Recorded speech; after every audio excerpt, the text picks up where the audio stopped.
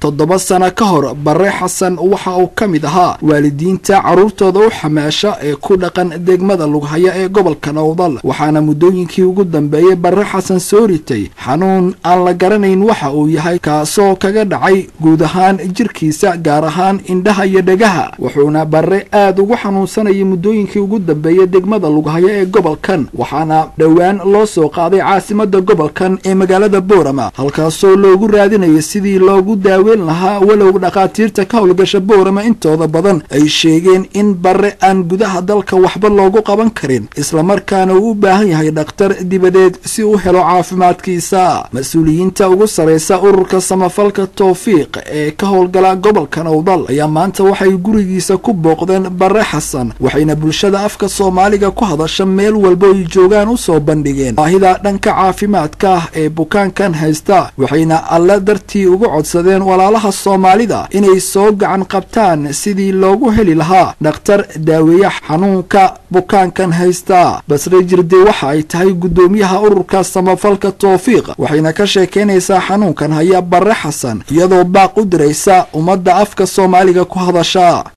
adeero Barre Xasan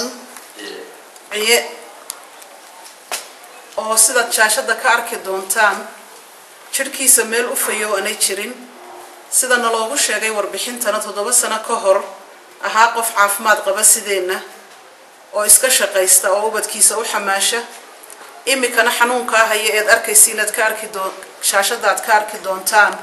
sida naloo sheegay indhahana ay biyo kaga furteen oo indhaha waxba ka arkayn dhagahana aanu waxba ka maqlaynin jirkiisana siduu yahay aad shaashada ka arki doontaan waxaan leenahay qof waloo Ilaahay abuuray wuxuu jecel yahay adduunkan korkiisa inuu caafimaad ku noolaado